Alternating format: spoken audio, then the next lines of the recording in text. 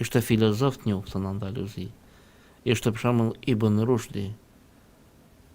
Ibn Rushdi ishte një menje gjeniale që ekzistonte në Andaluzi. Averroes i kanë thonë në gjuhën latine. Po ishte Muhyiddin Ibn Arabiu.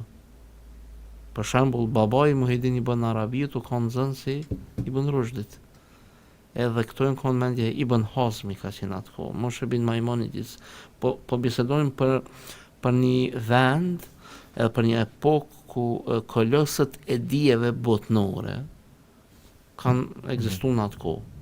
Edhe me të vërtetë janë bo idetë fantastike edhe debate të jashtëzakonshme për çështjet e ekzistencializmit, çështje të shpirtënorës, çështje të fesë, shumë në Andaluzi.